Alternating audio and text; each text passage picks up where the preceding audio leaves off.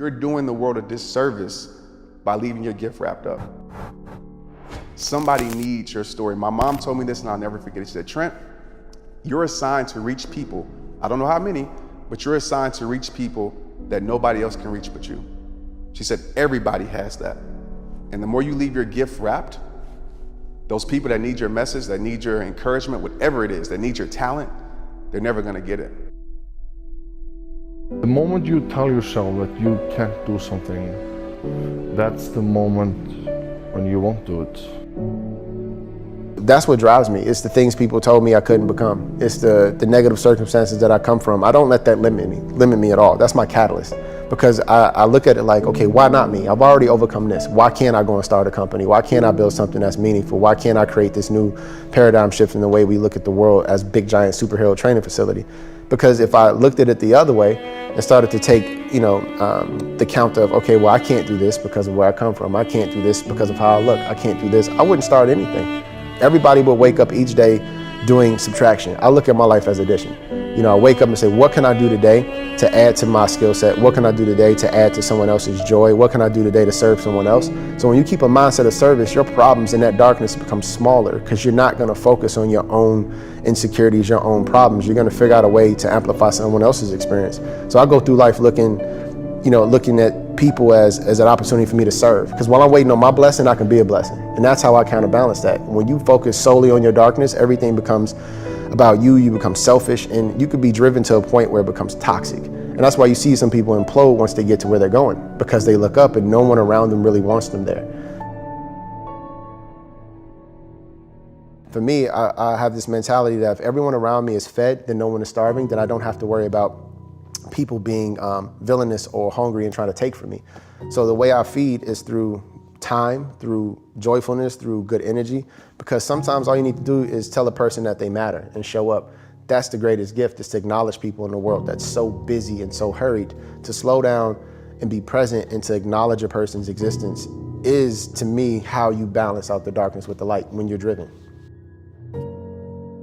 So we read a bunch of books nowadays. As humans, we want to find out how to be someone else. What we don't do is we don't go inside. So literally turn yourself inside out. Read the book that's like we're writing a book every day of our lives, but we never read that book. So what I would challenge this young man or young woman to do is you have to look inside of yourself to see what you really want. What are you passionate about? We use these words and these little phrases of only the strong survive and all this other crap. They're all just fucking words. I get so tired of hearing people just talking. Like right now, someone may think Goggins is just talking. You don't know me. So when I speak from passion. I speak from experience. I speak from suffering.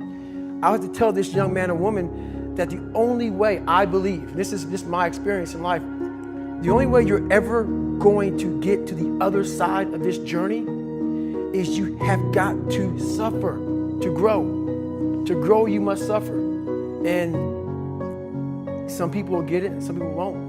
But they have to see what their journey is to start their journey. Several people live to be 100 years old and they have great lives and they have great kids. Their kids go to college and all sort of stuff. But somewhere in their life, there was a point where they had a decision to make. They can go left or right on this path. Left was the easy route. Right was the hard route. A lot of people take the easy route. And they had a good life that way, but the better life was going to the right side. And you may have 20 years of pain and suffering to get past it, but a lot of us died never truly starting our journey. And I would tell this young person, you gotta start your journey. It may suck, but it will come out the other side. People look at success in many different ways, Success is to be healthy. Success is to be a good father, have a good family. It can be in many different ways. Life is not about getting to the top of the mountain. Life isn't the start of a new life, a new day, new month, a new year, a new decade. These are all moments when life stops. Life happens when you get out of bed. Life is brushing your teeth, washing your body, walking out of the door each day. Life is the journey of every day. Every day is life, where time is present. Life is living each and every day and embracing the moment. Life is taking time, having time, owning time. Life is enjoying time. Life is all the little moments that join the dots that make you whole. And when those moments connect, life happens. You know, if I ever feel like in any moment life is not going the way that I think it should be going, it's because I'm resisting what is. You know, if someone didn't turn in their work on time and I'm just like, you know, getting that way, or something didn't come out right, or the delivery doesn't come, or the technology breaks again, we can list anything in that slot, right? It's me arguing with reality. I'm making myself miserable in that moment because I'm choosing to argue with what is. That's always a losing proposition. So the more awareness I can bring to that and go like, is this really how you want to live your life in this moment, Marie? Because every single moment, as you know, sets you up for the next moment. And you string these moments together and guess what? You have your life until we get to that incredible deathbed. We never know when that's coming. So every single moment is an opportunity for us to check ourselves before we wreck ourselves. And so I just try and play the game. If I'm miserable, if I'm upset, if I'm angry, if I'm cranky, it is my responsibility because it's based on what I'm thinking or believing in that moment. It's not the outside world causing me to feel this. It's what I'm doing up here that's making me have that reaction. And if I'm the problem, I am also the solution. I'm real with myself, and I'm honest. Like, we're humans. You're gonna, I mean, everybody isn't on all the time. You know, we all have our struggles, our silent battles, as I like to call them. And instead of ignoring those silent battles, I let them out. But yes, I am a person that will tell you, make the world respect your greatness. I'm very firm on that. I'm a person that believes in myself. I'm a person that wants you, because I believe that's contagious. Be transparent, like in a real way, because that creates connection. Now it's like, I can relate to that person.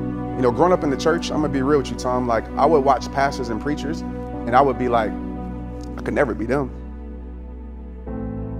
Because it was always perfection. I was like, I could never be them. So I just chose a different lifestyle.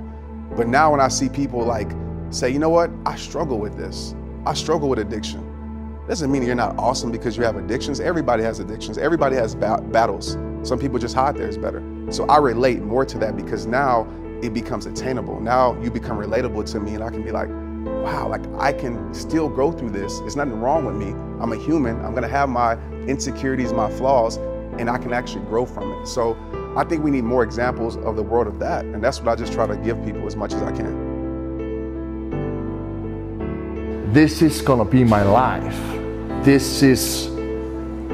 I'm gonna be obsessed, completely obsessed with everything that concerns getting better. Like there's nothing that, you know, if someone invites me to a party or a drink out late in the next 16 weeks, do you think I'm gonna go out? No, hell no. I'm the one that has to do the work. I'm the one that has to eat the food. I'm the one that has to like do all these things. Like, yeah, you can have the best coach in the world, but that doesn't make you a champion. You have to work for yourself. This is your opportunity to be better, to constantly look for something more, always looking to be dynamic in your decision, constantly looking up, looking beyond what's right in front of you at this very minute. Tomorrow is your opportunity to change. People out there that are going through fearful moments, it's kind of like this. You will never step into the ring if you're already telling yourself that you're going to lose before the fight. You'll never do that. Like, why would you? Right? So tell yourself you're going to win. Even if you get knocked down, guess what? You're never knocked out in life until you actually tap out to your last day. So figure out that leverage point with your fear, what's going to help you walk through the door. And then you have to just give it to the world. I never knew speaking was my gift. until I actually went out there and failed, actually went out there and embarrassed myself. And I realized like, wow, this is what I was created to do. And I knew that because I like to put it like this, and I hope they get it that's watching this, but I've never had so much like peace in the midst of like fear. Never had so much confidence in the midst of like my weakness in that moment. You have direction. You write the rules. Step up to your authority and take it. Take the opportunity.